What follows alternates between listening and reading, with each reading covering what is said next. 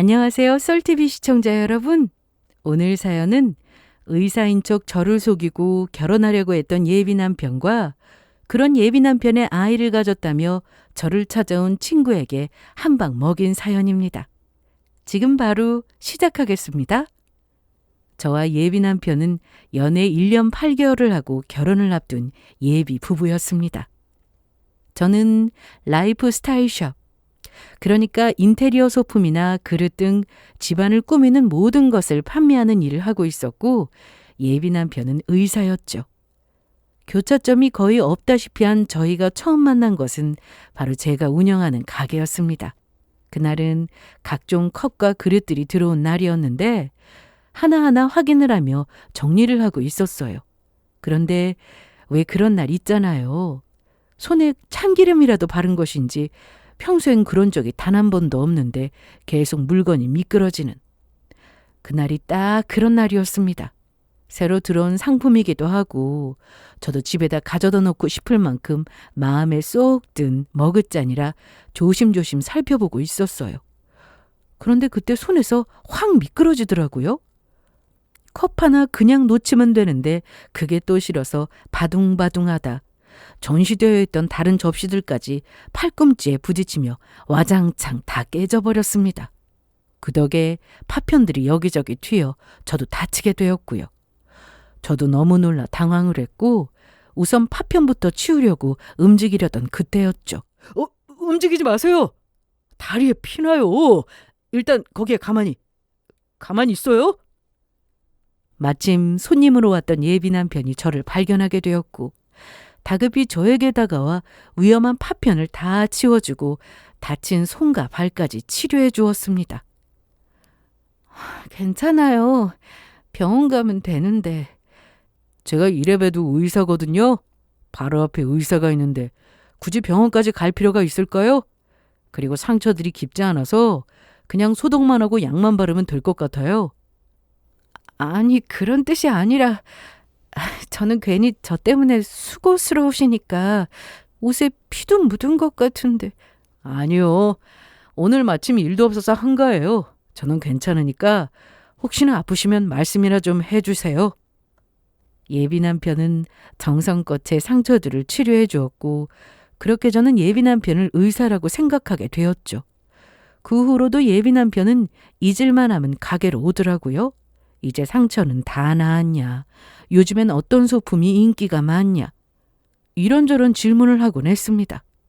그렇게 저만 보면 질문이 많던 예비 남편은 어느 날부턴 개인적인 것을 묻더라고요. 좋아하는 음식, 날씨, 색상, 그리고 남자친구가 있냐고요.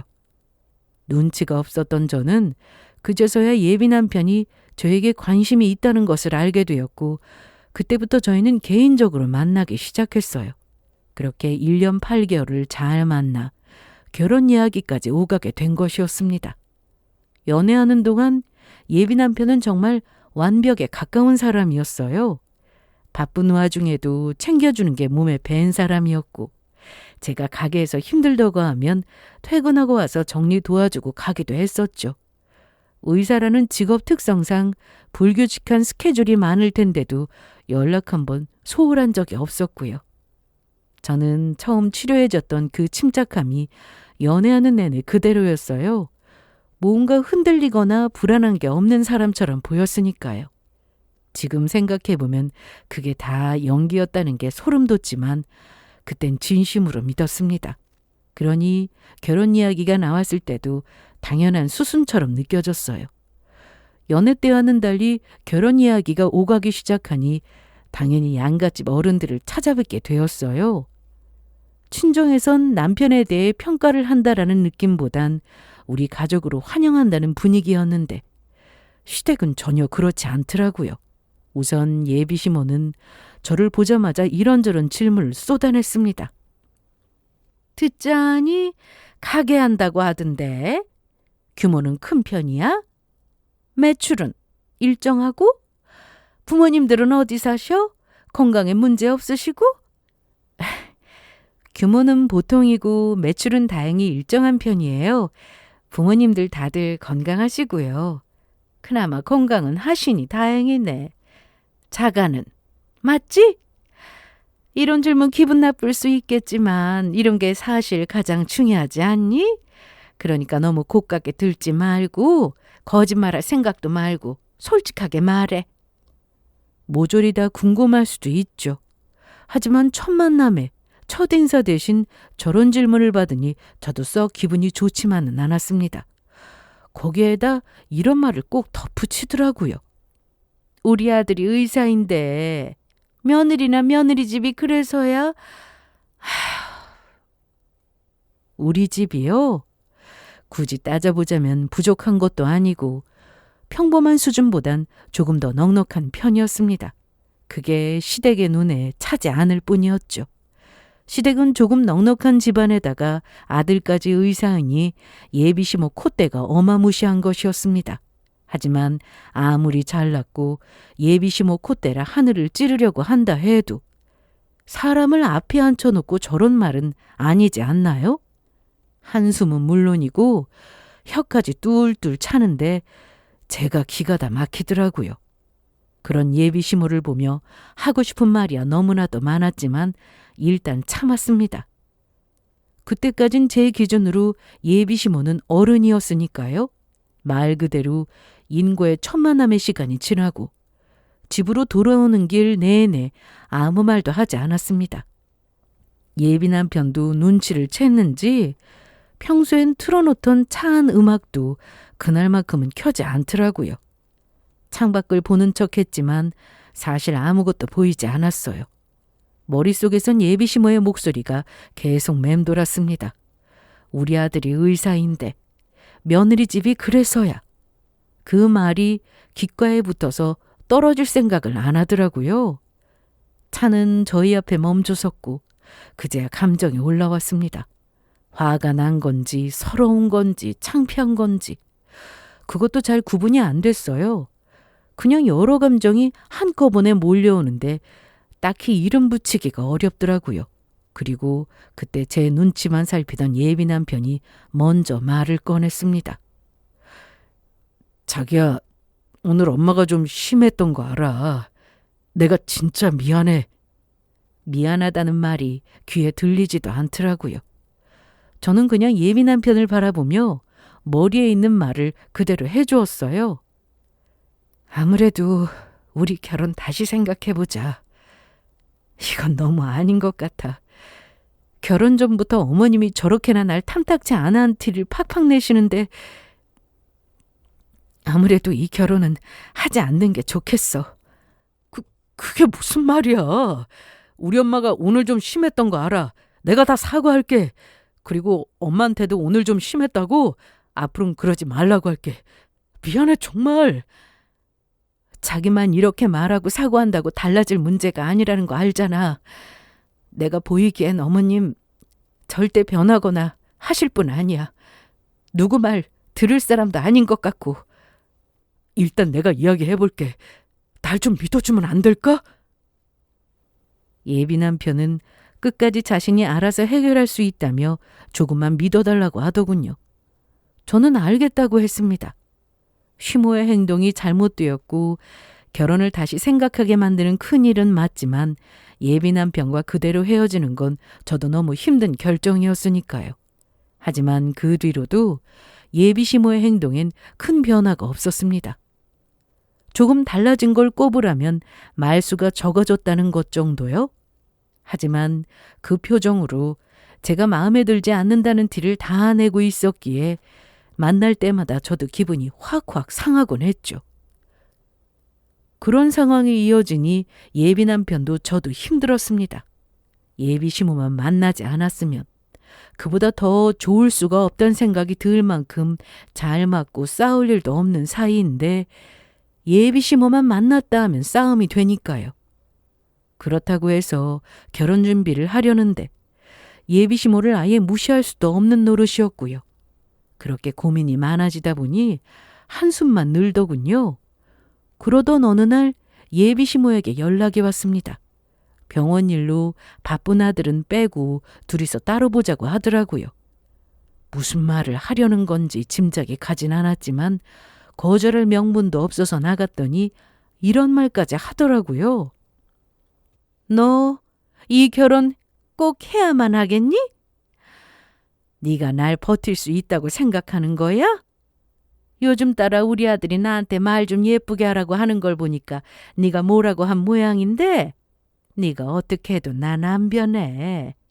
이날이 때껏 이렇게 살았는데 내가 쉽게 변하겠어? 그러니까 그냥 네가 포기하고 떨어져. 그게 너도 나도 서로 좋은 일일 테니까. 예비 시모에게 이런 말까지 들으니 저도 마음이 참 좋지 않더라고요. 이날은 예비 시모와 만나고 친구들까지 만난 날이었는데 표정 관리가 도저히 되지 않더군요. 당연히 멍하니 생각에 빠져 있었고 표정도 너무 좋지 않았는지 친한 친구가 걱정스럽게 물어왔습니다. 너 무슨 일 있어? 표정이 왜 그래? 얼굴에 꼽혀야 할 새 신부가. 아니야. 그냥 좀 피곤한가 봐. 이것저것 준비할 일이 많으니까. 하소연이라도 하고 나면 속이야 후련하겠지만 굳이 친구들에게 이런 말까지 하고 싶지 않더라고요. 어떻게 보면 제 얼굴에 침 뱉는 일밖에 되지 않기도 하고 욕을 하고 싶지도 않았습니다. 저는 대충 얼버무렸지만 친구는 대충 제 속을 알겠다는 듯 이런 말을 해주더라고요. 아무 일 아니기는. 내가 널 몰라? 분명 무슨 문제가 있는데 말하지 않는 거겠지. 어떤 문제인지는 잘 몰라도 잘 고민해봐. 결혼 전부터 삐그덕거리는데 결혼하고 난 후에는 행복할 수 있을 것 같아? 다 널 걱정해서 하는 말이야. 휘둘리지 않으려고 마음에 담지 않으려고 했는데 이 말이 참 오랫동안 마음에 남더라고요. 저도 같은 생각을 하고 있었으니까요. 저는 청첩장을 보며 고민하고 또 고민했고 결국 예비 남편에게 조금만 생각해 볼 시간을 가지자고 했습니다. 예비 남편을 너무 사랑해 헤어지는 것이 너무 힘든 것도 사실이지만 그만큼 예비 시모도 걸렸으니까요. 좀 더 깊이 고민할 필요가 있다고 생각했던 것이었죠. 그런데 그날 밤 예비 남편이 찾아왔더라고요. 술에 취해 왔더라면 그냥 쫓아내려고 했었지만 예비 남편은 맨정신이었습니다. 늦은 저녁 제 앞에 선 예비 남편은 그 자리에서 무릎을 꿇더라고요. 그리곤 차분하게 말을 이어나갔어요. 사실 우리 엄마가 워낙 직설적인 사람이라 그 입을 내가 다 막아낼 자신은 없어. 그런데 언제까지나 자기 편이 될 거란 약속은 지킬게. 그리고 결혼하게 되면 우리 집에서 최대한 먼 곳으로 신혼집 구하자. 아니, 자기만 다른 지역으로 갈 수 있다고 하면 나는 병원을 옮겨도 괜찮아. 무릎을 꿇은 예비 남편의 얼굴을 한참 바라봤습니다. 맨정신으로 늦은 밤에 무릎까지 꿇은 사람. 저는 그 모습이 밉지 않았어요. 사실 그게 문제였는지도 모르겠습니다. 밉지 않은 것 때문에 이성이 흐려지는 거니까요. 거기에다 병원까지 옮기겠다고 하니 저도 마음이 다시 약해지더군요. 진짜야? 날 위해서 병원까지 옮길 수 있다고? 당연하지. 그까지 병원 옮기는 게 뭐라고. 난 자기랑 꼭 결혼하고 싶어. 이런 식으로, 이런 이유로 자기랑 헤어지는 거 싫단 말이야. 그러니까 우리 그냥 결혼하자. 내가 진짜 노력할게. 결혼을 다시 생각해보자는 말도 심사숙고 끝에 내린 결정이었지만 예비 남편이 저렇게까지 나오는데 더는 제 고집만 부릴 수는 없었습니다. 무엇보다 저런 마음까지 먹은 예비 남편을 더는 벌세우고 싶지 않은 마음이 컸죠. 결국 저는 예비 남편과 결혼을 계속 진행하기로 했고 예비 시모가 무엇라 하든 상처받지 않겠다 결심을 내렸어요. 예비 남편이 저를 위해 노력하는 만큼 저도 노력해보기로 한 것이었죠. 그 후 마음가짐이 달라졌고 제가 다르게 생각하려고 하니 견딜만 하더라고요. 여전히 예비 시모의 말엔 가시가 돋쳐 있었고 행동엔 한숨이 가득했지만 예비 남편과 행복할 미래를 생각하며 견딜만 했던 것이었죠. 그런데 감정적인 문제가 아니라 돈 문제가 생겨나기 시작하더라고요. 예비 남편과 저는 결혼식을 조금 간소하게 하기로 말이 다 끝난 상황이었는데 예비 시모가 이를 반대한다고 하더라고요.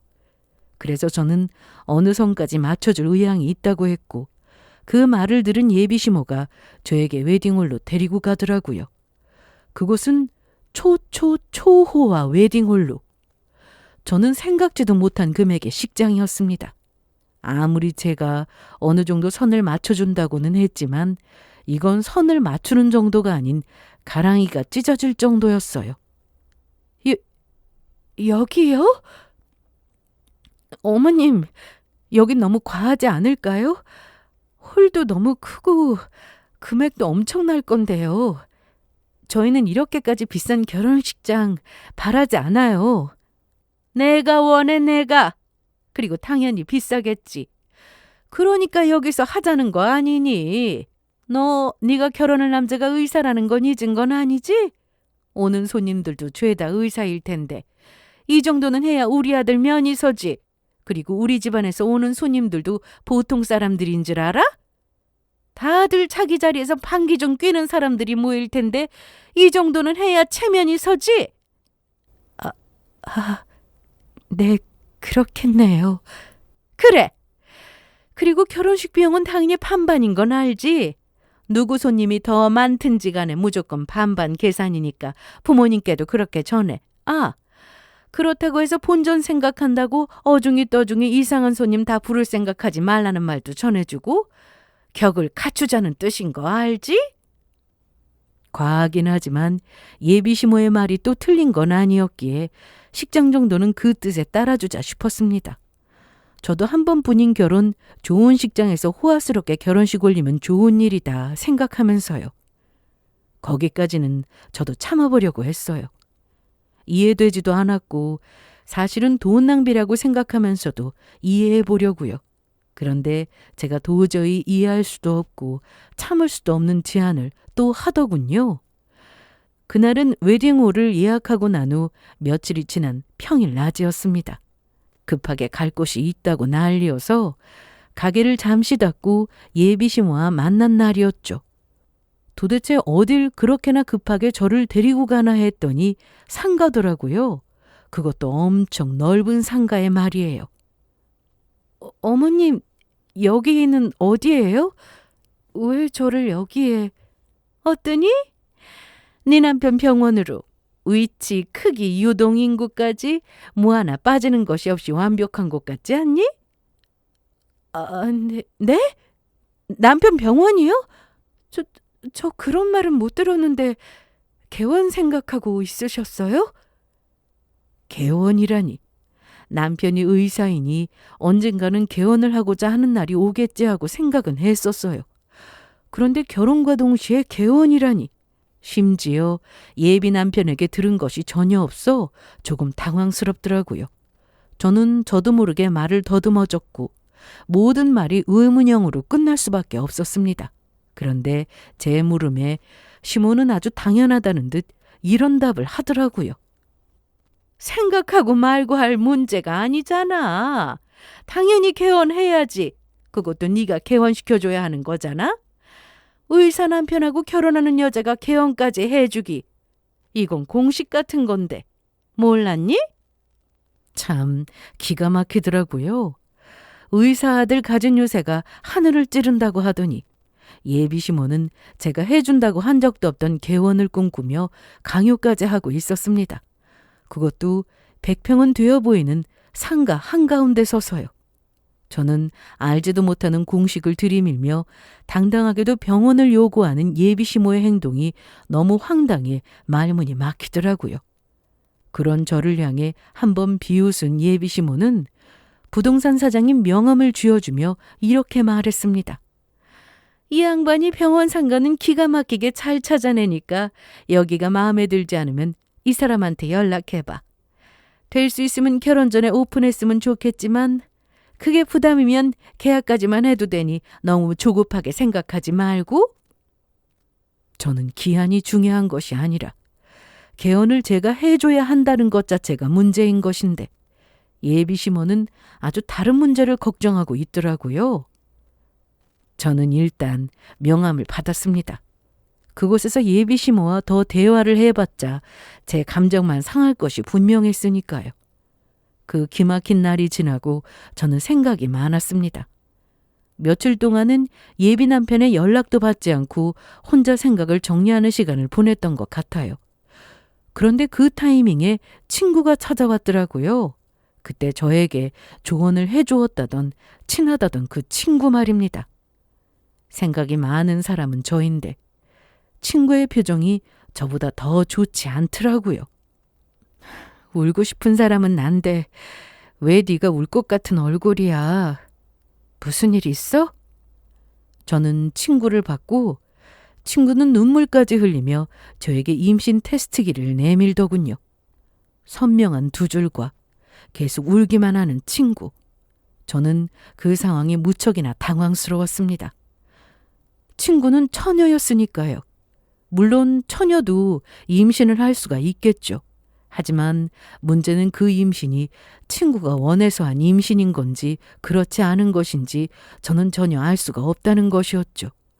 저는 가만히 친구의 손을 붙잡았고 친구는 그제야 입을 열더라고요. 미안해. 나 네 남편 아이 가졌어. 이렇게 간단하고 직설적인 말을 처음엔 이해하지 못해 눈만 깜빡였습니다.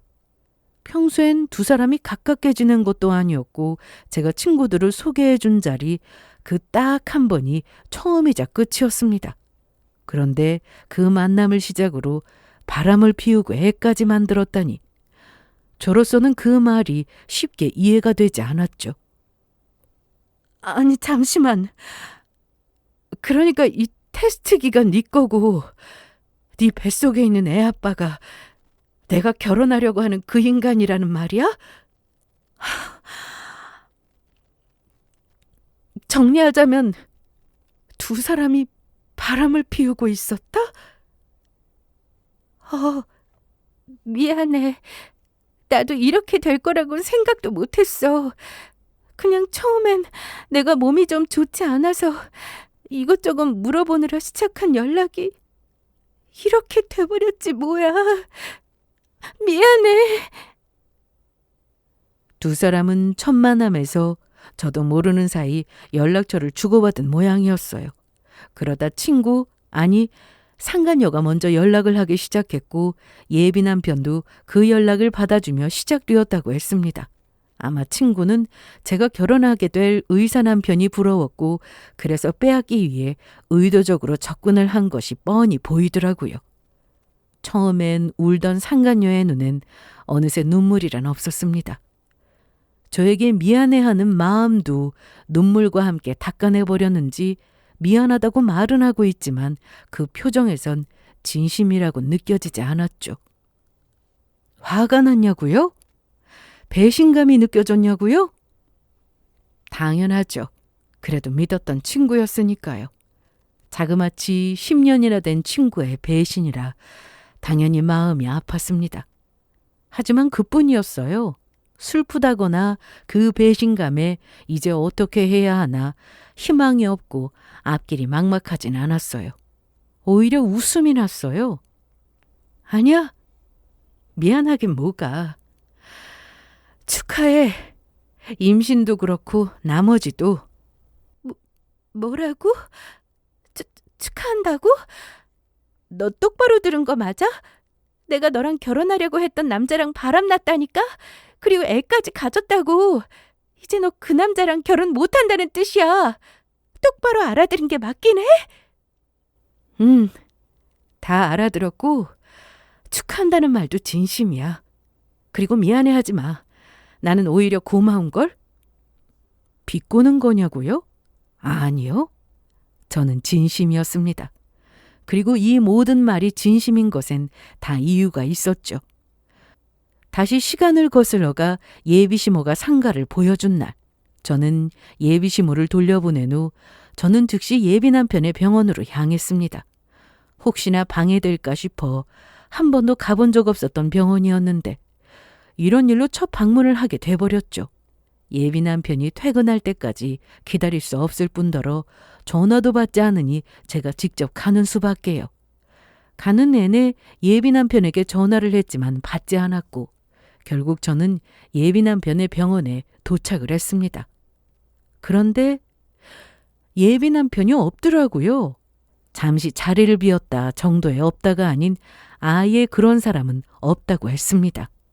네, 그런 선생님은 안 계시는데요. 그 이름이랑 비슷한 분조차 없어요. 네? 그럴 리가요. 몇 년째 여기에 근무하는 걸로 알고 있는데 혹시 최근에 새로 오셨어요? 그래서 모르시는... 아니요. 저 여기서 7년 근무했고 그런 선생님은 과거에도 지금도 없었으니까 다시 한번 확인해 보세요. 병원 문을 나오는데 다리에 힘이 풀렸습니다. 주차장 한편에 그냥 멈춰섰어요. 주변에 사람들이 지나다니는데 저만 혼자 멈춘 것 같은 기분이었습니다. 그런 선생님은 없다. 7년 동안 그런 사람은 없었다. 간호사가 했던 말이 자꾸 머릿속에서 재생됐습니다. 그러면서 지난 1년 8개월이 파노라마처럼 지나갔어요. 가게 바닥에 쪼그려 앉아 제 손을 치료해 주던 날. 바쁜 척하면서도 잊을만 하면 가게를 들렀던 것. 결혼 이야기가 나올 때 진지하게 미래를 이야기하던 것들. 그 모든 장면이 지금 이 순간 전혀 다른 의미로 다가오기 시작했어요. 그러면 처음부터였던 걸까? 첫날부터 다 계획이었던 걸까? 그 자리에 더 서 있기가 싫어서 걸음을 때려던 순간 전화가 울렸습니다. 왜 이렇게 전화를 안 받아? 지금 어디야? 어디긴 어디야, 병원이지. 수술방 갔다가 왔어. 지금 이 전화 끊으면 다시 들어가 봐야 해. 응급수술이라서. 급한 일 있는 거야? 아니, 그냥 일단 이래. 난 급한 거 아니니까. 며칠 전에도 병원 앞을 지나치며 병원 이야기를 했었던 터라 제가 병원을 착각했을 리도 없었죠. 예비 남편은 수술방에서 지금 나왔다고 하는데 병원에선 그런 사람이 없다고 하는 상황에 웃음이 났습니다. 확실한 건 예비 남편이 거짓말을 하고 있다는 것이었고 도대체 어디서부터 어디까지가 거짓이며 왜 그런 거짓말을 한 것인지 알아야만 했습니다. 지인들을 통해 알아보는 것에는 한계가 있을 것 같았던 저는 뒷조사를 하게 되었습니다. 다른 건 일단 두고 제일 중요한 직업에 대해서 알아봐 달라고 했죠. 저에겐 의사라고 했지만 그게 거짓인 것 같다고요. 그렇게 직업에 집중한 결과 이틀 만에 정보를 받을 수 있었습니다. 우선 예비 남편은 의사가 아니었어요. 의대에 간 것은 맞지만 3학년 때 자퇴를 했다고 하더군요.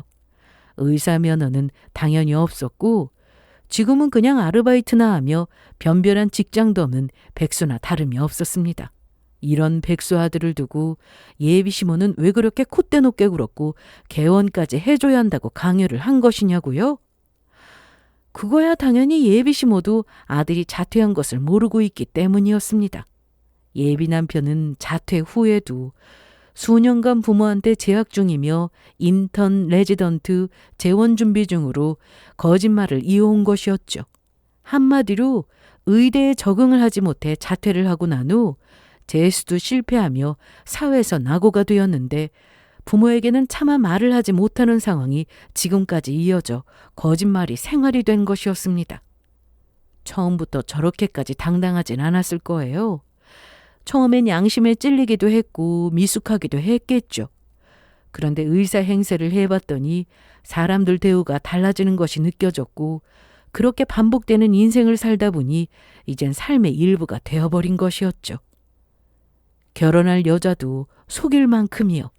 거기에다 결혼을 하고 나면 의사는 아무래도 적성에 맞지 않는다며 조금만 쉬고 싶다고 하며 제 등에 엎여살 생각이 훤히 보였습니다. 예비 남편이 사기 결혼을 하려는 것을 알고 있는 친구와 나눈 대화가 가관이더라고요.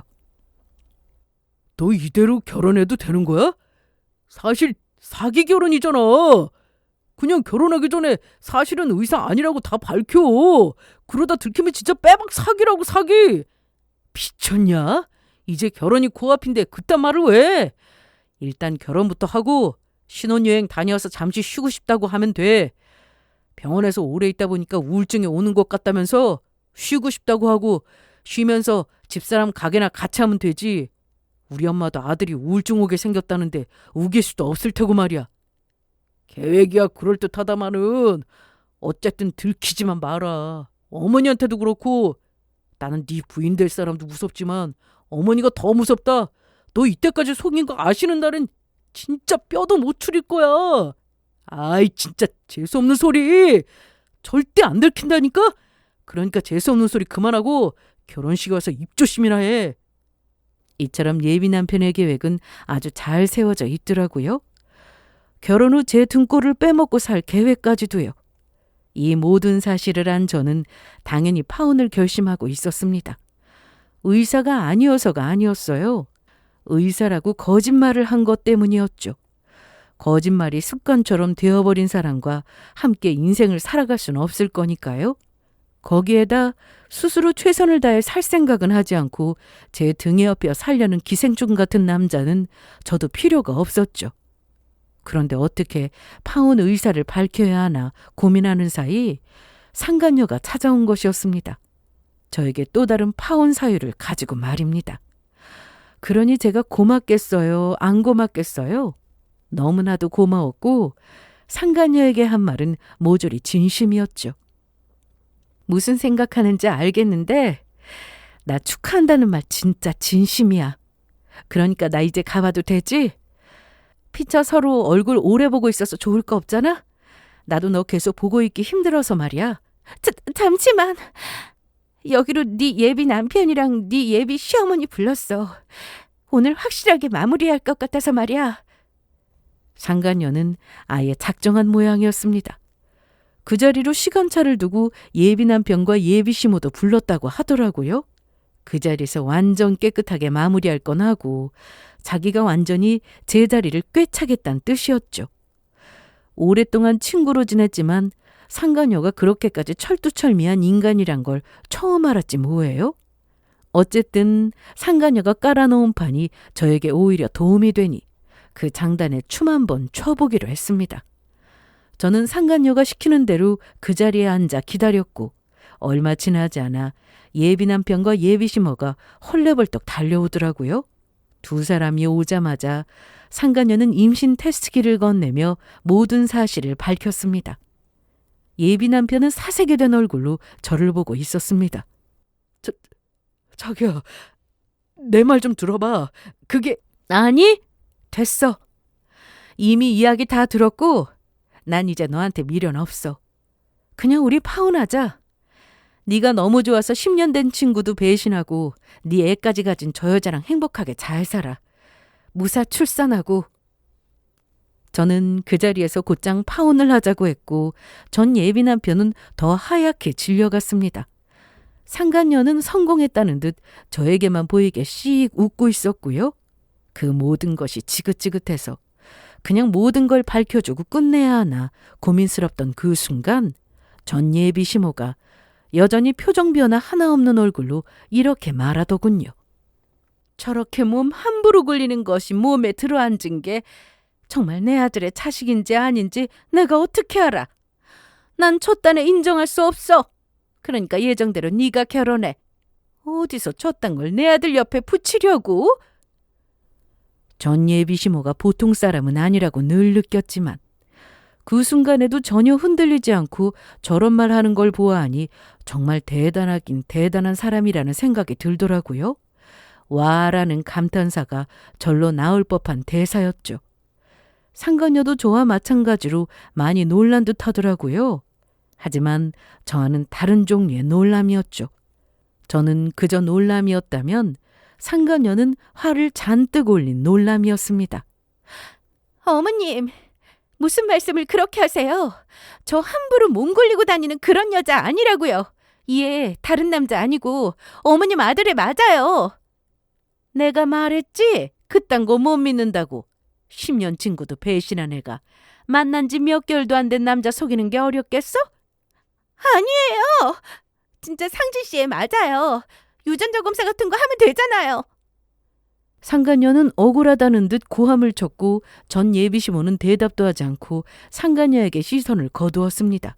그리곤 곧장 저를 바라보며 이렇게 말하더군요. 내 보기엔 저 애가 내 아들 애가 아니야. 그러니까 우선 너는 계획대로 결혼하려무나. 일단 결혼해서 잘 살다가 애 낳고 난 뒤에 진짜 우리 아들 애면 애만 쏙 데리고 오면 되는 일이다. 그리고 그 애는 네가 잘 키우면 되고. 아들은 부모는 물론이고 결혼할 여자한테도 사기를 치려고 하더니 그 엄마는 아예 남의 씨를 데려다가 키우란 말을 당당하게도 하더군요. 뻔뻔하기로는 둘 다 막상막하였다고나 할까요? 내가 왜요? 내가 미쳤다고 그렇게 살겠어요? 제가 뭐가 부족해서요? 의사 남편 얻는 게 그리 쉬운 일인 줄 알아?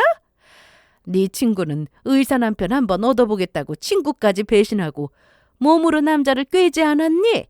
네 친구가 하는 짓을 보면서도 깨닫는 바가 없어? 너도 어느 정도는 노력은 해야지. 그만큼 대단한 사모님 자리 꿰차는 건데. 사실 전 예비 시모와 전 예비 남편이 그곳으로 왔을 때까지도 고민했던 것 같아요. 전 예비 남편이 사실은 의사는커녕 졸업도 하지 못했다는 사실을 두고 말이에요. 제 입으로 직접 밝히자니 너무 귀찮은 일이 휘말릴 것 같아 그냥 말을 하지 않을까 싶기도 했었죠. 마침 상간녀라는 좋은 핑곗거리도 있었으니까요. 그런데 전 예비시모가 이런 식으로 나와주는데 생각이 싹 바뀌었습니다. 귀찮은 일이 있더라도 잘난 그 얼굴이 일그러지는 꼴을 꼭 보고 싶더라고요. 그래서 저는 그 자리에서 모든 사실을 다 밝혀주었습니다. 아, 그 잘난 의사 사모님? 그런데 아줌마 아들이랑 결혼하면 확실히 사모님 될 수 있는 거 맞아요? 내가 알기론 아닌데.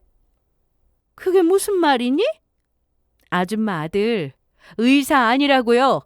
의사는커녕 대학 3학년 때 자퇴를 했다고 하더라고요.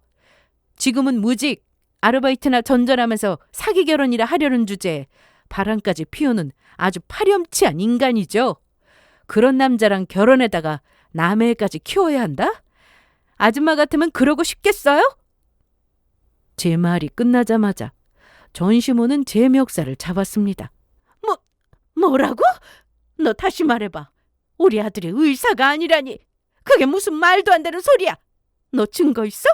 우리 아들이 자퇴했다는 그 말 책임질 수 있는 거냐고. 대학에 연락 한 통만 해보면 자퇴 사실 알 수 있을 거고 병원에도 마찬가지잖아요. 참고로 7년 동안 일한 간호사가 저딴 인간은 들은 적도 본 적도 없다고 하던데요. 제 말에 전 예비 시모의 시선은 제가 아닌 아들에게로 향했습니다. 전 예비 남편은 뒷걸음질을 치고 있었고 그런 전 예비 남편을 상간녀가 확 붙잡더라고요. 그리곤 고함을 고래고래 지르며 닥달하기 시작했죠. 이게 무슨 소리야? 의사가 아니야? 진짜 아니야? 어떻게 그런 걸 거짓말을 해? 그러면 우리 애는 어떻게 해? 그걸 왜 나한테 물어? 내가 너한테 애 가지라고 했어? 내가 너 좋다고 매달린 것도 아니잖아. 네가 나 좋다고 매달렸지. 그리고 진짜 웃기는 게 너는 내가 의사라서 좋은 게 아니라며. 그냥 첫눈에 반했다고 쫓아다닐 때는 언제고 이제 와서 왜 이래? 그걸 말이라고 해? 그건 그냥 한 말이잖아. 백수보다 의사가 좋은 건 당연한 거지. 아, 몰라. 어쨌든 난 너한테만큼은 잘못한 거 없다고. 전 예비 남편은 상간녀한테만큼은 조금 더 미안한 것이 없다며 큰 소리를 치더라고요. 상간녀는 기가 찬다는 듯 혀를 찬다 싶더니 갑자기 저에게로 다가와 화풀이를 하기 시작하더군요. 뻔뻔하게도 말이에요. 어쩐지 나한테 고맙다고 하더라. 축하도 너무 쉽게 해줬고 말이야. 너 원래는 그냥 나한테 떠넘기려고 했지. 이런 사실 말도 해주지 않고 나 몰라라 잘 됐다고 떠넘기려고 했었잖아. 어떻게 그럴 수가 있어? 내가 그래도 네 친구인데 어떻게 이런 사실을 숨기고 나한테 이 똥차를 넘기려고. 양심도 참 없지. 친구 남자 꼬셔서 바람이나 피우고 애까지 가져서 뺏으려고 한 주제에 친구? 똥차를 넘기려고 했다고? 야, 말은 바로 해. 내가 가진 똥차 벤츠인 줄 알고 가지려고 가진 애를 쓴 게 너야 너. 상간녀는 마땅히 할 말이 없으니 입은 다물었지만 화는 무지막지하게 나는 것인지 저를 뚫어지라 노려보더라고요. 혼잣말로 욕을 하면서요. 그 모습을 보자 저도 화가 더 치밀어 올랐고 저는 상간녀의 어깨를 밀쳐주며 상간녀의 입장에 관해 친히 알려주었죠. 누가 너한테 애 가지려고 부탁을 했어? 아니면 내 남편 가지려고 등이라도 떠밀었니? 너 혼자 난리 부리다가 혼자 구렁텅이에 빠져놓고 왜 나한테 화풀이야? 내가 만만해? 어디서 되지도 않게 큰 소리야? 넌 지금 무릎 꿇고 내 발에리 기어다녀도 할 말이 없는 입장이라고! 상간녀에게 제대로 한 방 날려준 저는 전 예비 남편을 보았습니다. 제가 그 인간 입장이라면 저에게 걸 기대나 희망이 있을 리가 없을 텐데 저를 보는 그 시선에 기대와 희망이 서려 있었습니다. 그 모습이 어찌나 가사롭고 어이가 없던지 저도 모르게 그 순간 큰 소리로 웃어버렸지 뭐예요? 네가 한 짓이 있는데 날 그렇게 희망 가득한 눈빛으로 보면 내가 얼마나 웃기겠어? 잘 들어. 난 이 결혼 하지 않을 거고 내가 이때까지 결혼 때문에 쓴 비용 소송을 해서라도 다 받아낼 거니까 그런 줄 알아. 그 후 저는 결혼해서 쓴 돈 한 푼도 빼놓지 않고 모조리 다 받아냈습니다. 다행히 전 예비시댁이 꽤 사는 편이었던 터라 돈 가지고 쪼잔하게 굴진 않더라고요. 그렇게 저는 볼 꼴 다 보고 받아낼 것까지 다 받아낸 후 그 지옥에서 혼자 유유히 잘 벗어나게 되었습니다. 다 전 예비 시모 덕이었죠? 그때 그 말도 안 되는 계엄 이야기만 꺼내지 않았더라면 병원에 갈 일도 없었을 테고 아무것도 모르고 결혼을 했을 테니까요. 설사 상간녀가 등장하여 파혼을 했어도 지금처럼 후련하진 않았을 텐데 모든 사실을 알고 나니 파혼을 했음에도 어찌나 후련했는지 모릅니다. 제가 떠난 그 자리에 상간녀가 꾸역꾸역 밀고 들어갔다고 하더군요. 앞서 언급한 대로 돈은 있는 집안이었으니까요. 그렇게 들어갔으면 자락이라도 해야 할 텐데 상간녀는 그 와중에도 나쁜 쪽으로만 머리를 썼다고 합니다. 아들이 본인을 속인 것을 안 이유로 전 예비시모가 기억에 오락가락했다고 하더군요. 상간녀는 또 그걸 이용해서 전 예비 남편과 짜고 재산을 빼돌리려고 했다고요. 참 대단한 인간들 아닌가요? 해도 해도 너무하는 그 인간들은 전 예비시모가 정신을 놓은 사이에 문서 같은 것들을 위조해서 도장을 받고 통장에서 돈을 빼돌리기 일쑤였고 그러다 전 예비시부에게 딱 걸렸다고 합니다. 적당히도 모르고 부모 등쳐먹다가 제대로 걸린 것이었죠. 한 녀석은 부모를 몇 년 속였다고 하지를 않나. 한 사람은 친구 남편 빼앗으려고 임신을 했다고 하지를 않나. 참 끼리끼리 잘 만났다 싶었더니 이제는 정신 오락가락하는 어미까지 등쳐먹을 생각을 해? 이때까지 빼돌린 돈 다 뱉어나고 내 집에서 나가! 난 이제 너 같은 자식은 필요도 없다. 아버지, 잘못했어요. 저도 너무 마음이 급해서 그랬어요. 이제 애도 태어날 건데 돈이라도 있어야 뭐라도 할 수 있잖아요. 제가 잘 돼야 효도도 할 수 있고요. 그래서 그랬던 거라고요. 아, 효도하려고 부모를 속였다고? 그게 앞뒤가 맞는 행동이라고 생각해? 당장 나가. 너 같은 거 필요 없다. 애 낳더라도 우리한테 보여주러 올 생각도 하지 마라. 난 너랑 저 애 사이에 낳은 아이는 보고 싶지도 궁금하지도 않으니까. 두 사람은 울고불고 했지만 전 예비시부는 도저히 용서할 수 없다며 그 한겨울에 두 사람을 내쫓았다고 합니다.